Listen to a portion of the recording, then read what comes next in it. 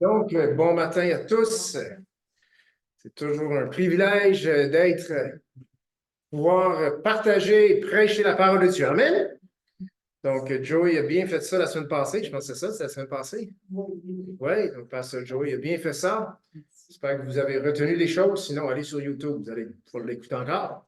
Et c'est ça. Et il a parlé sur l'Assemblée, parce que l'Assemblée, c'est une de nos valeurs. C'est pas juste un principe biblique, c'est une de nos valeurs, quelque chose qui est important pour nous, quelque chose qui est importante pour nous. Donc, merci Seigneur pour l'Assemblée. Amen. Ce matin, on va toucher la dernière des 7 valeurs que nous avons et on va nommer nos 7 valeurs qui proviennent directement de notre énoncé de mission. Donc, les 7 valeurs sont premièrement instruire, grandir, produire, ensuite assembler, Saint-Esprit, foi et parole de Dieu. Vous oubliez ça, hein? Ça fait 7. Et ce matin, on va parler sur la foi. La foi est importante pour nous. Amen. Je répète, la foi est importante pour nous. C'est pas juste une valeur, c'est pas juste quelque chose qui est importante. Elle est tellement importante que notre salut dépend de la foi. Amen. Car nous sommes sauvés par la foi. Donc, le titre du message ce matin, c'est la foi est importante. On peut dire ça ensemble? La foi est importante. On va aller dans le chapitre de la foi, Hébreux 11, verset 1. Puis, on va voir d'autres passages ce matin à l'écran, mais on va surtout s'arrêter dans 2 passages dans l'Épître aux Hébreux. Et surtout, Hébreux 11, 1. C'est pas difficile à retenir. Hébreux 1, 1. Hébreux 11, 1. Un passage que nous connaissons très bien. Passage clé, central sur le thème de la foi. Et on la cite souvent, des fois peut-être qu'on ne peut pas le trouver parce qu'on ne connaît pas la référence, mais Hébreux 11, 1 nous dit « Or, la foi est une ferme assurance des choses qu'on espère, une démonstration de celles qu'on ne voit pas. » Amen? Donc, si vous avez peut-être pas la même version que moi, mais on va répéter ma version. On y va? Or, la foi est une ferme assurance des choses qu'on espère, démonstration de celles qu'on ne voit pas. Ce passage est dans l'Épître aux Hébreux. Ce passage se trouve après les Évangiles, après l'Ancien Testament. Ce passage se trouve au cœur des écrits qui sont vraiment écrites pour la Nouvelle Alliance. Et c'est là qu'on est aujourd'hui. Or, la foi est une ferme assurance des choses qu'on espère, une démonstration de celles qu'on ne voit pas. Cela devrait et doit caractériser le style de vie qu'a le chrétien. La foi est une ferme assurance des choses qu'on espère, une démonstration de celles qu'on ne voit pas. Premièrement, pourquoi est-ce que la foi est importante pour nous? C'est parce que, premièrement, la foi est divine. La foi est divine. Si je n'avais pas réfléchi, j'aurais dit la foi est divine. Mais c'est féminin, hein? La foi est divine. Ça en dit long juste là. La foi est quelque chose de divin, quelque chose qui vient de Dieu, quelque chose que Dieu même, ou qui provient même de l'essence même de Dieu. Et on voit cela dans ce beau passage d'Hébreux 11, 1, parce que le passage nous dit bien, la foi est. La foi est. On peut répéter ça ensemble? La foi est. C'est pas était, c'est pas sera, c'est pas peut-être. Hein, la foi est peut-être une ferme assurance. Non, non, non. La foi sera une ferme assurance. Non, non. Ou la foi était une ferme assurance. Non, non. La foi est. La foi est une ferme assurance. Donc, ce n'est pas quelque chose dans le futur, la foi sera, non. Ce n'est pas quelque chose dans le passé, la foi était, non. C'est la foi est. Est provient du mot grec esti. J'espère que ça ne vous fait pas penser à d'autres choses. Il y a bien du jargon québécois, là. C'est esti, c'est vraiment ça. OK? Et ça veut tout simplement dire est. Ça veut dire signifie. D'autres fois, c'est le mot est traduit par signifie, par vient, et parfois aussi traduit par appartient. Donc, en regardant ce mot est, qui dans le français, c'est simplement le verbe être, dans le moment présent, eh bien, on voit que la foi, donc, reflète la personne même de Dieu. D'ailleurs, dans Exode 3, 14, Dieu a dit à Moïse, ça s'en vient, pas hébreu, Exode 3, 14 nous dit, Dieu a dit à Moïse, je suis celui qui... Non, piouf. Il dit, j'espère que c'est pour ça. Non, c'est pour ça. Je suis celui qui suit. Je ne suis pas celui qui était. Je ne suis pas celui qui sera. Je suis celui qui suit. Ça, c'est dans le même sens que la foi est. Je suis celui qui suit. Jésus aussi, Jean 8, 58, on va voir à l'écran, Jean 8, 58 nous dit, en vérité, je vous le dis, avant qu'Abraham fût, je suis.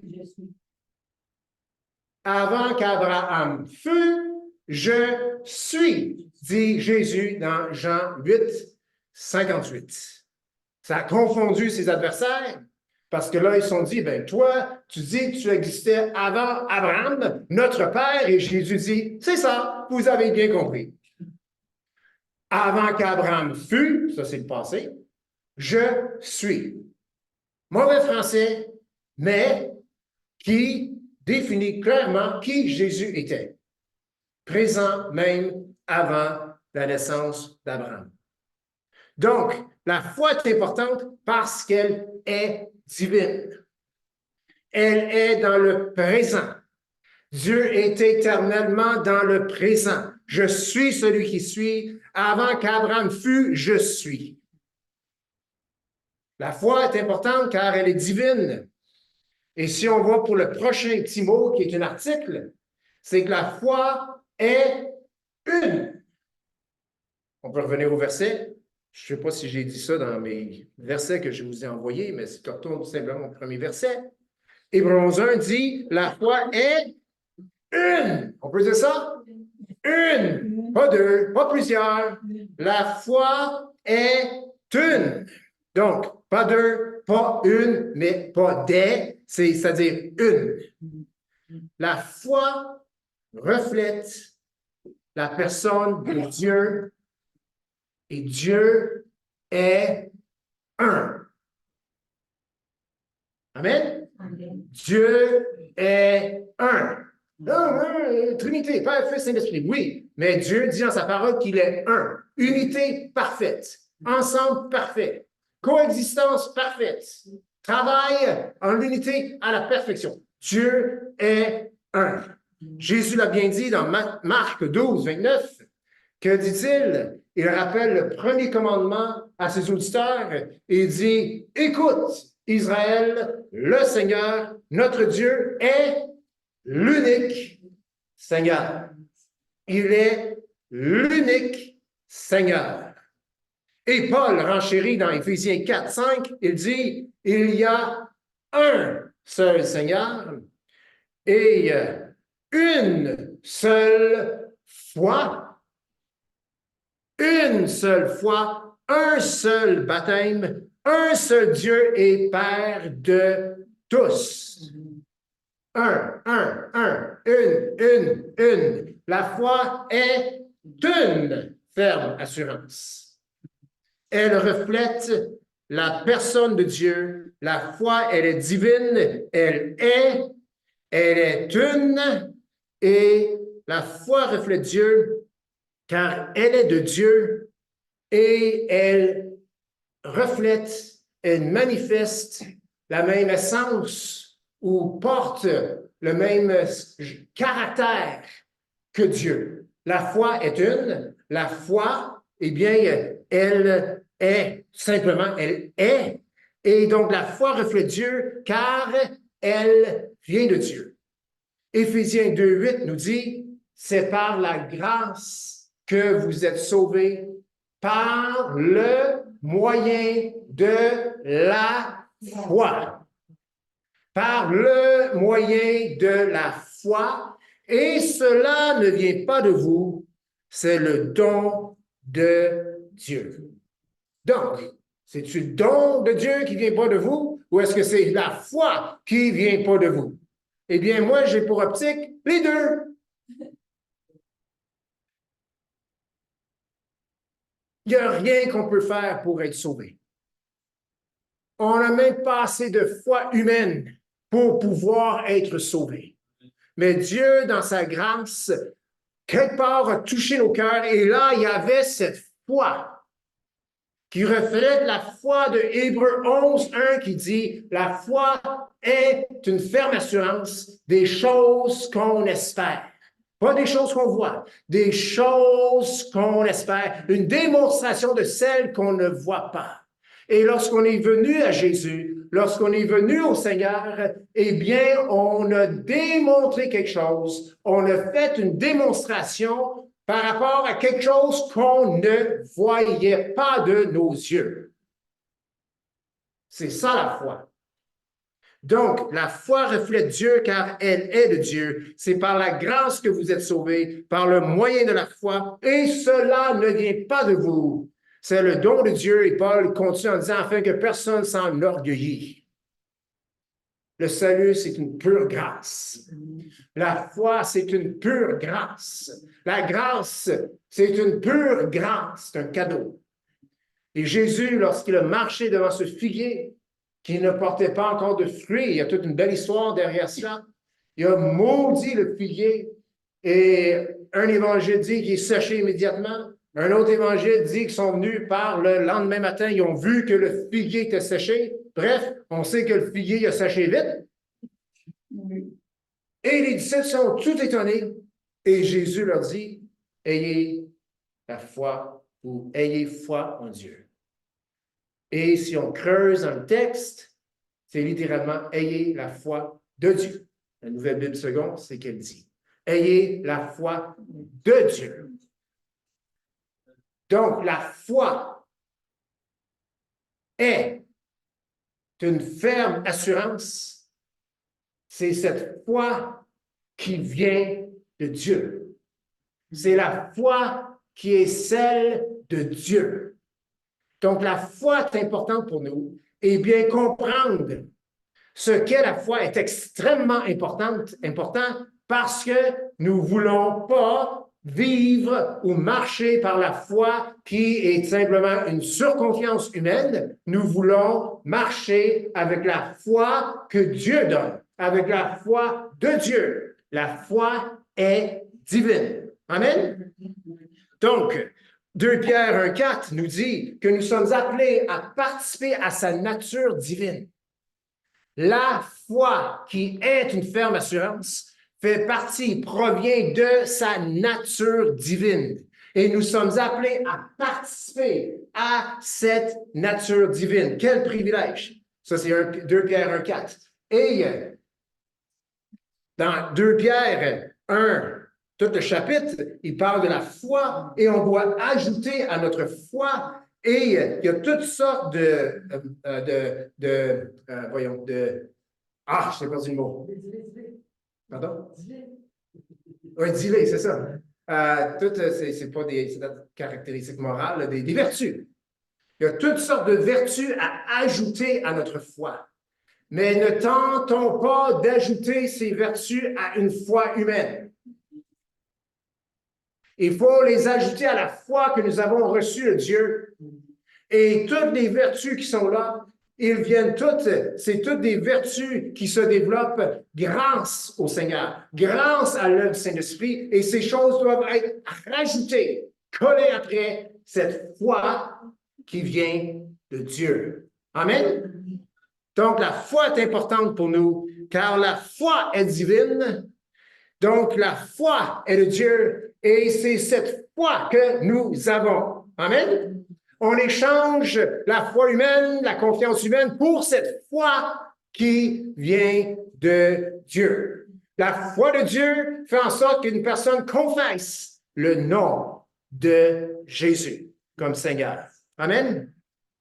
Deuxièmement, la foi est importante pour nous, car la foi nous rend inébranlables. Disons-le ensemble. Ce mot-là est important, ce mot-là. Inébranlable. En passant, ça prend juste un N. Inébranlable. Puis pour vous en rappeler, inébranlable. C'est bon, vous avez compris? C'est inébranlable. La foi est importante pour nous, car elle nous rend inébranlables. Vous savez, quelque chose qui ne caractérise pas bien un chrétien, c'est un chrétien chambranlant. La foi nous rend inébranlables. Et le chrétien doit manifester cette foi. Et on voit cela dans Hébreux 11.1, vous êtes toujours là. Hébreux 11.1 nous dit que la foi est une ferme assurance. On peut dire ça ensemble? Ferme assurance. Pourquoi qu'il n'a pas juste dit la foi est une assurance? Pourquoi? Parce qu'on a plein d'assurances, puis ça ne marche pas. Désolé pour nos vendeurs, nos gens qui travaillent dans les assurances. Je ne dis pas que ça ne marche pas, ce n'est pas mon domaine. Mais je sais que j'appelle les assurances quand ça va mal. Pauvres eux autres, hein? Ils appellent des coups de fil, ils ont des coups de fil quand il y a un accident d'auto, quand la maison est passée au feu, quand il y a un dégât d'eau. C'est jamais des bonnes nouvelles. Mais ça fait partie de leur fardeau. Et on s'en va pour là ce matin. Mais la foi est une ferme assurance. Pourtant, le mot assurance devrait parler par elle-même, mais la foi, elle, ce passage, la parole de Dieu nous dit qu'elle est une ferme assurance. Donc, une personne qui a une assurance, en quelque part, elle est assurée face aux intempéries, face aux catastrophes. En tout cas, si ta police est bien faite. Ça, la plupart des assurances, si ça ne marche pas, c'est pas à cause de l'assureur. C'est parce que ta police n'était pas assez complète. Mais si vous êtes comme moi, on n'a pas lu toute la petite écriture, hein? Puis elle est dure à comprendre. Donc, quand on a une police d'assurance, eh bien, elle est censée, on s'attend à ce qu'elle nous protège des intempéries. Il y a une inondation dans le sous-sol, mais je suis assuré. Pas d'inquiétude, un peu d'inconfort, mais on va réparer les choses. J'ai une assurance. J'ai un accident d'auto. Gloire à Dieu, je ne suis pas blessé. L'auto, c'est pas grave, je suis assuré. C'est supposé être comme ça. Fait qu'on appelle notre assureur et on dit, s'il vous plaît, envoyez-moi les sous nécessaires pour réparer ma voiture. Puis si c'est possible de ne pas monter ma prime, je serais bien content.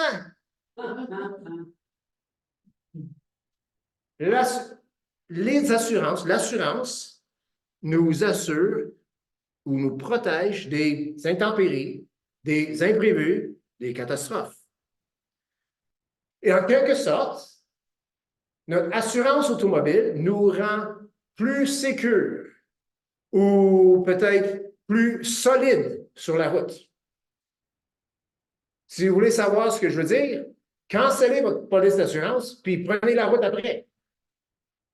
Vous allez être plus nerveux, vous allez être plus incertain et vous risquez de faire des erreurs sur la route parce que vous êtes angoissé. D'un coup que quelque chose arrive. D'un coup que j'ai un accident. j'ai pas d'assurance. Et c'est quand même grave, parce que si tu n'as pas d'assurance, eh bien, tu n'es pas non plus couvert pour la responsabilité civile, et ainsi de suite. Donc, les assurances, même de ce monde, eh bien, nous rend plus confiants, nous rend plus solides, nous accordent en quelque sorte la quiétude, la tranquillité d'esprit. Amen? Ben oui. Les vents viennent, la tempête peut venir, les bardeaux partent, je t'assure.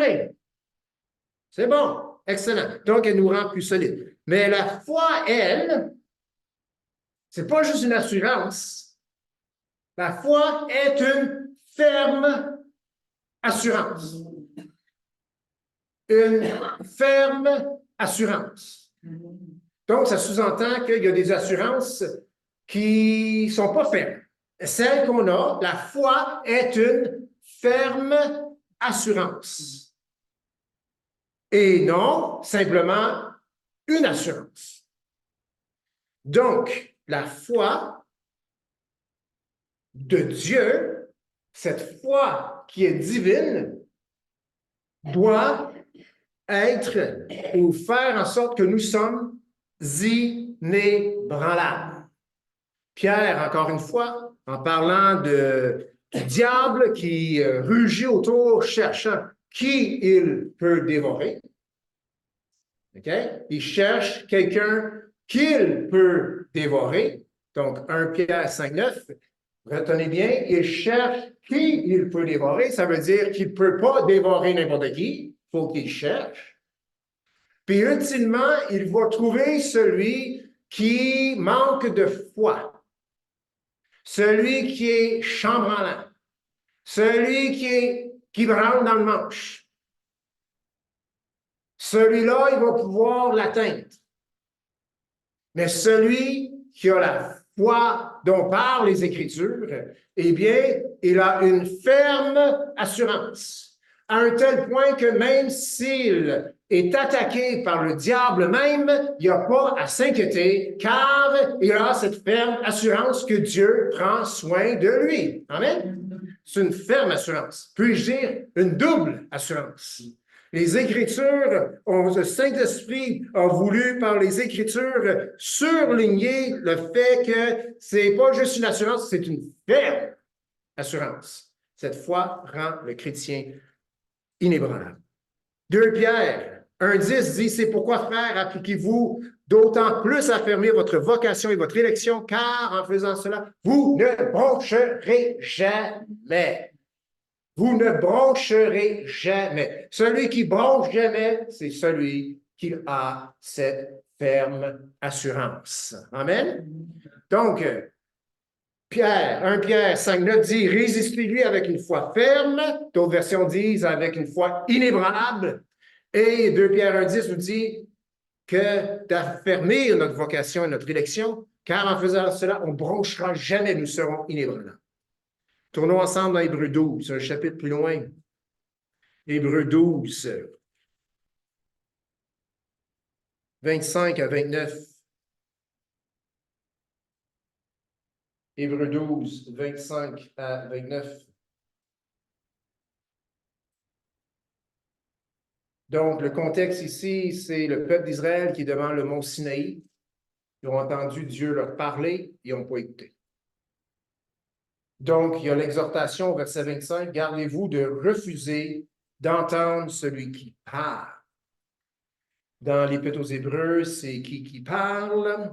Eh bien, on le voit dans le premier chapitre. C'est pas au tableau. Je vais vous lire. Après avoir autrefois, à plusieurs reprises, de plusieurs manières, parlé à nos pères par les prophètes, Dieu, dans ces derniers temps, a parlé par le Fils. Donc, c'est qui parle dans le verset 25 d'Hébreux 12, c'est le Fils. C'est Jésus. Gardez-vous de refuser d'entendre celui qui parle. Car si ceux-là n'ont pas échappé, ceux au mont Sinaï, qui ont entendu la voix de Dieu, qui ont vu la montagne embrasée, qui ont vu la terre trembler, eh bien, car si ceux-là n'ont pas échappé, qui refusèrent d'entendre celui qui publiait les oracles sur terre, combien moins échapperons-nous si nous nous détournons de celui qui parle du haut des cieux, c'est-à-dire Jésus. Lui dont la voix alors ébranla la terre et qui maintenant a fait cette promesse. Une fois encore, j'ébranlerai non seulement la terre, mais aussi le ciel. Ces mots, une fois encore, indiquent le changement des choses ébranlées, comme étant faites pour un temps, afin que les choses inébranlables subsistent. C'est pourquoi, recevant un royaume inébranlable, montrons notre reconnaissance en rendant à Dieu un culte qui lui soit agréable, avec piété et avec crainte, car notre Dieu est aussi un feu dévorant. On voit le mot inébranlable dans ces passages. Et la foi dont nous parlons ce matin, la foi des Écritures, qui est une pure grâce de Dieu, eh bien, elle est quelque chose qui est inébranlable. Elle est quelque chose qui rend le chrétien, la chrétienne, inébranlable. Et je ne sais pas si vous avez remarqué, mais ce qui est inébranlable n'appartient pas à cette création, mais appartient aux choses qui ne sont pas branlables.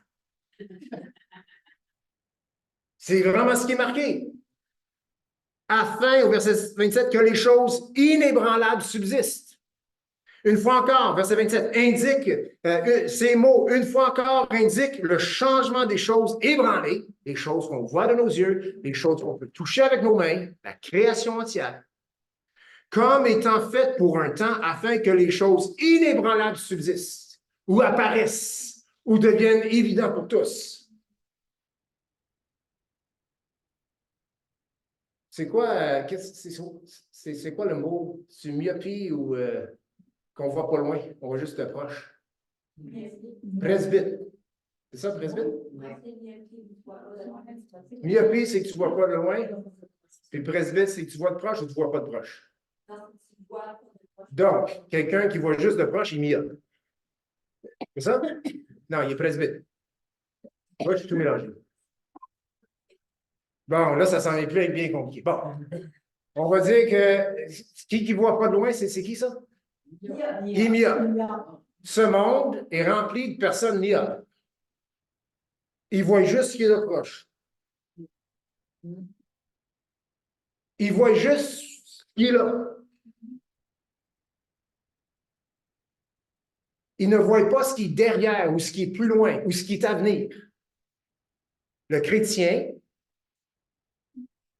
parce qu'il a la foi, et sa foi est d'origine divine, il participe à cette nature divine, eh bien, il ne voit pas juste les choses de proche, mais il voit qu'est-ce qui est derrière les choses qu'il voit. Et il sait que tout ce qu'il voit de ses yeux, et même sa chair, et même son corps, fait partie des choses dans l'âme. Et cette voix, cette personne, le Fils de Dieu qui a parlé des cieux et qui est venu sur terre et qui a parlé sur terre et qui aujourd'hui est retourné dans les cieux et qui parle des cieux, eh bien, parle des choses inébranlables. Et il nous a donné la foi qui, elle, reflète ce qui est inébranlable. Donc, j'ai la foi. Nous avons la foi et cela nous rend inébranlables. Cela nous rend compatibles avec les choses qui ne seront jamais ébranlées. La foi est une ferme assurance. C'est pour ça qu'elle est importante pour nous. Parce que si on n'a pas cette foi qui est une ferme assurance, nous ne verrons jamais l'au-delà. Nous ne verrons jamais ce qui nous échappe des yeux et nous serons rien d'autre que des chrétiens charnels. Nous serons rien d'autre que des chrétiens qui marchent selon la vue. Et ça, drôle de façon de dire, mais c'est un chrétien perdu. Mais non, les chrétiens ne sont pas perdus. Ben, s'ils ne marchent pas par la foi, ils sont perdus. Mais la foi est une ferme assurance. Des choses qu'on ne voit pas et des choses qu'on espère. OK, donc elle est importante pour nous, la foi, parce qu'elle est inébranlable. Si tu te sens ébranlé, rappelle-toi que Jésus t'a donné une foi inébranlable. Amen. OK. Troisièmement, la foi est importante parce qu'elle nous permet de vivre la vérité. La foi est importante car elle permet à ce que nous vivions la vérité. Hébreux 11.1, on retourne une page, Hébreux 2 pages, en tout cas dans ma Bible. Hébreux 11.1 nous dit, oh, la foi est une ferme assurance des choses qu'on espère, une démonstration, pas un démon, une démonstration des choses, de celles qu'on ne voit pas. La foi est importante pour nous car elle nous permet de vivre la vérité. Démonstration. Une démonstration. Ça, c'est dans le verset, toujours dans le verset 1. Des choses qu'on espère, une démonstration de celles qu'on ne voit pas. Où se trouve la vérité? On va dire, notre réponse automatique, elle se trouve dans la parole de Dieu. Amen? OK.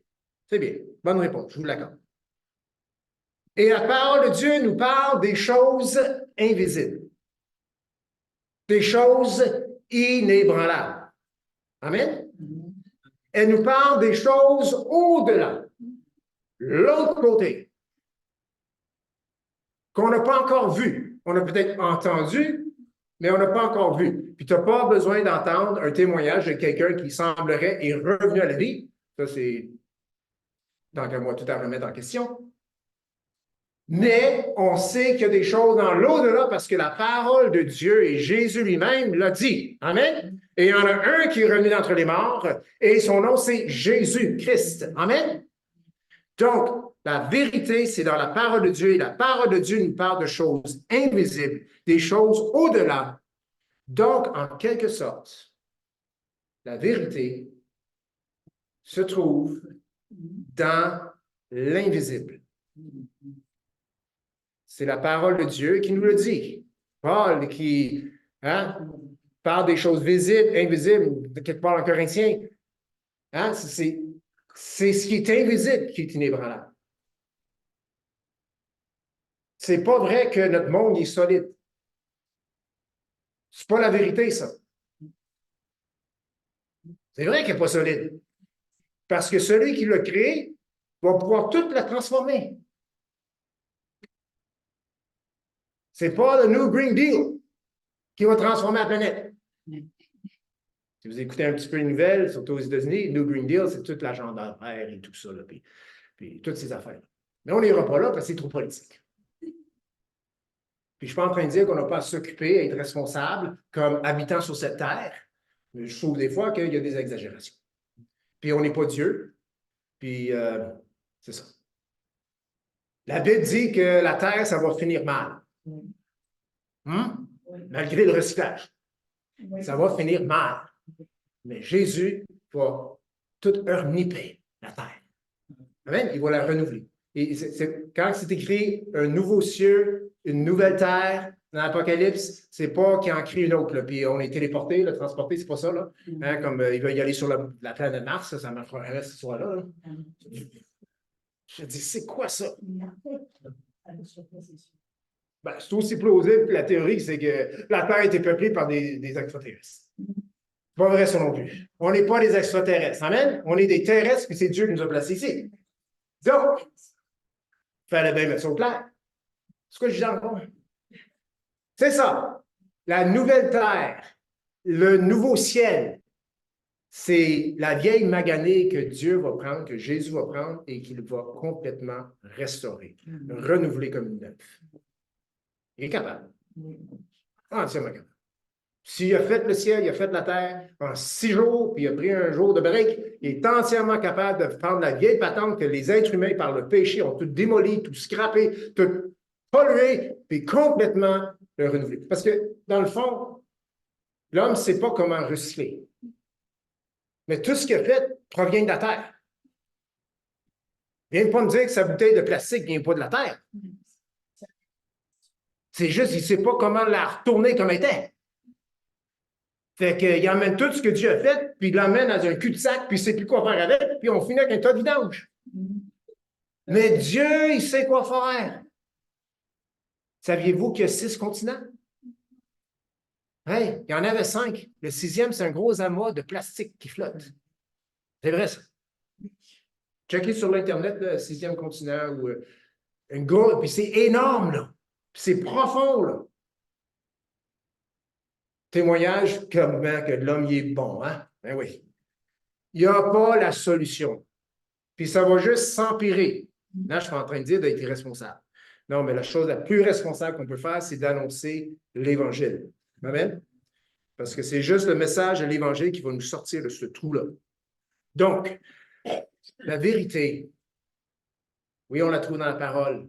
Oui, Jésus est la vérité, mais Jésus et la parole parlent des choses qui sont inébranlables, des choses de l'au-delà. Il parle de tout ce qui tient en place, notre planète, notre système solaire, notre univers. La réalité, elle est là. Elle n'est pas ce qu'on voit de nos yeux. Nous, on est au milieu, puis on regarde comme ça, mais la réalité est Dieu, au-delà de tout ça, qui voit ce qu'il a créé et ce qui arrive avec sa création. Donc, nous avons la foi. Hébreux 11.1 dit, il parle des choses qu'on espère, une démonstration de celles qu'on ne voit pas. Nous sommes appelés, le chrétien est appelé à démontrer ce qu'il ne voit pas. Le chrétien est appelé à démontrer ce qu'il ne voit pas. Bref, elle est appelée à vivre la vérité. La vérité n'est pas de ça. Ah oui, on a notre notion de vrai, de mensonge, c'est des menteries. Des menteries, c'est quoi? C'est des petits mensonges? J'ai jamais compris ça de l'autre.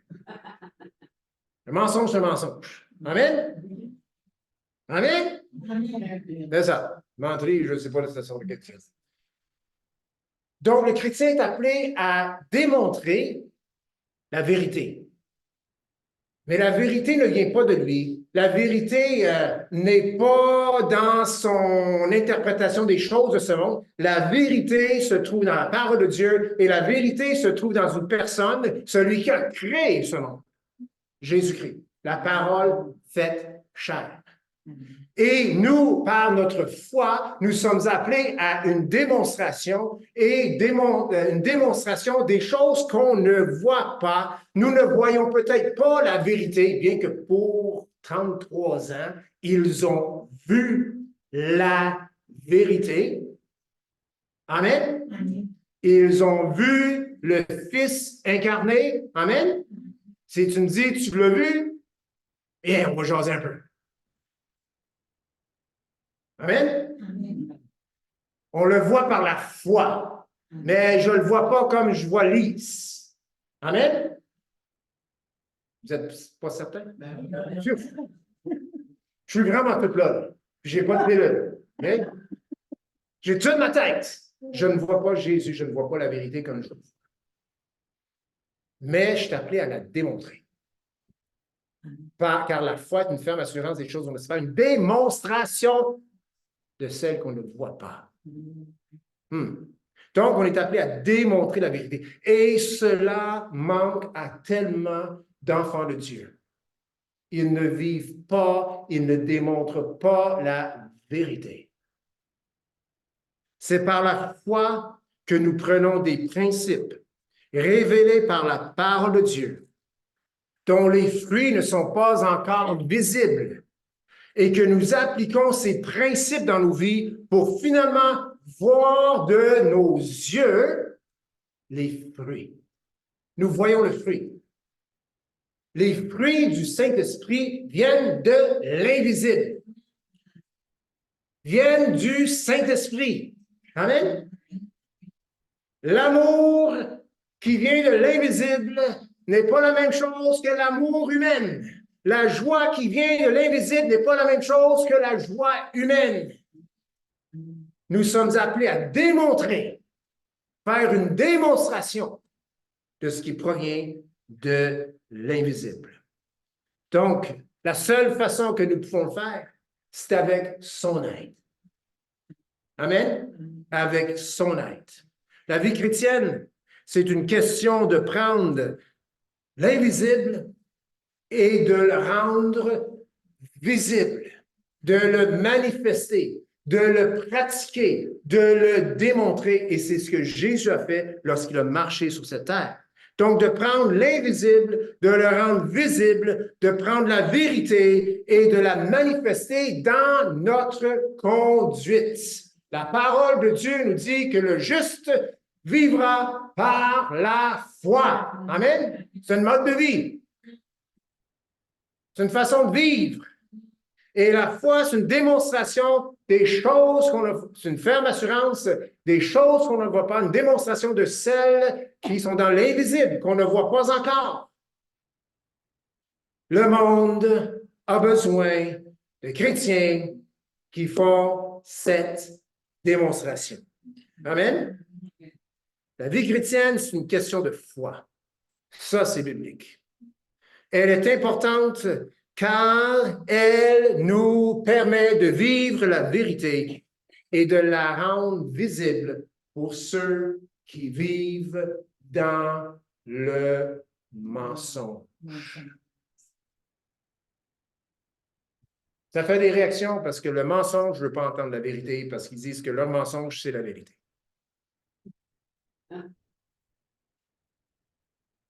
Théorie de Darwin, c'est quoi ça? C'est de la scrap. Désolé. Non, mais sérieux. Si vous êtes dans un centre d'achat et vous passez devant, dans le temps, c'était l'horloger, parce qu'il faisait l'horlogerie, parce qu'il réparait les montres. Hein? Puis, je ne sais pas si une montre, ça se répare aujourd'hui, je pense qu'on le jette. Puis là, ben, ils devraient le recycler, mais ils ne savent pas comment le faire, et puis on achète un autre. Hein? Puis on parle à notre montre. Dans le temps, on ne parlait pas à notre montre. Non, non. Ou bien, si dans le temps, tu parlais à ta montre, on se posait des questions. Mais dans la montre, il y avait toutes sortes de petits mécanismes ajustés à la fine pointe. Puis, plus qu'elles étaient ajustées, ces petites roulettes ou ces petits gears, ces petits engrenages, plus que la montre valait quelque chose, parce que plus qu'elle était juste, plus qu'elle était à l'heure. Et là, tu passes dans le centre d'achat et tu vois une montre comme ça à terre. C'est sûr, la première chose que tu dis, cette montre s'est créée par hasard. Hein? C'est venu de nulle part. Coïncidence. Si quelqu'un est prêt à croire ça, on ne dira pas ce qui est. Mais croire la théorie de l'évolution, c'est à peu près ça. Si tu veux être logique dans ta croyance avec l'évolution, il ne va pas travailler. La nourriture va arriver sur ta table seule. Puis achète-toi pas de voiture parce qu'elle va tomber du ciel. Tu fais juste demander ce que tu veux. Ferrari, pouf, ça va arriver. Je veux dire, il y a plus de chances qu'une Ferrari tombe du ciel dans ta cour en avant que ce monde soit créé par le fruit du hasard. C'est juste la simple et pure logique. C'est Dieu qui a créé le monde en 6 jours. Amen? Par sa parole, il a créé l'univers. J'aurais voulu être là, mais je n'étais pas là. Et je le crois parce que la parole de Dieu le dit. Je le manifeste parce que j'ai la foi que Dieu m'a donnée. Amen? Je n'ai pas de doute sur la création. Donc, quand on dit cela, que la création a été faite en 6 jours, nous sommes en train d'emmener quelque chose d'invisible dans le visible. Quelque chose que les gens ne veulent pas entendre, puis leur dire. Puis c'est la parole de Dieu qui dit que Dieu a créé le monde en 6 jours. Amen? Amen. 6 jours. Ah, chaque journée doit être 1 million d'années. Écoute, Dieu aurait pu choisir de le faire en 6 millions d'années aussi. Mais il est autant capable de le faire en 6 jours. Puis il n'a même pas besoin de 6 jours pour le faire. Il aurait pu le faire en 6 heures. Dieu est Dieu. Amen? S'il y a 10 jours, ben ça doit être jour. C'est pas plus compliqué que ça. Mais c'est ça la foi. C'est de rendre des vérités, des principes qui viennent de l'au-delà et de les vivre, de les croire, d'en parler. Donc, la foi est importante pour nous. 1, car elle est divine. 2, car elle nous rend inébranlables. 3, car elle nous permet de vivre la vérité. La foi est importante pour nous. La foi est une ferme assurance des choses qu'on espère, une démonstration de celles qu'on ne voit pas et que tout le monde peut se dire Amen. On va se lever ensemble. On va juste prier. Ensuite, on va pouvoir se rasseoir pour quelques annonces. Donc, Seigneur, on a entendu au sujet ce matin de la foi. De la foi qui nous est enseignée par la parole de Dieu. La foi qui dit, dont la parole de Dieu dit, est une ferme assurance des choses qu'on ne voit pas et une démonstration de celles qu'on ne voit pas. Une ferme assurance des choses qu'on espère, ça dit, et une démonstration de celles qu'on ne voit pas. Seigneur Jésus, merci pour cette grâce que tu nous accordes, d'avoir la foi afin de vivre cette ferme assurance et afin, oui, de démontrer les choses que ce monde ne peut pas voir. Ils ne voient pas Jésus. Nous l'avons vu parce que nous avons la foi et nous pouvons leur dire ce que Jésus veut faire pour eux. Donc, Seigneur, que nous puissions démontrer ce qui n'est pas vu. Merci que nous pouvons aujourd'hui marcher par la foi que Dieu donne. Et c'est dans le nom précieux de Jésus qu'on a prié et que tout le monde puisse dire Amen. On peut se rasseoir. Bonne semaine à ceux qui sont sur YouTube.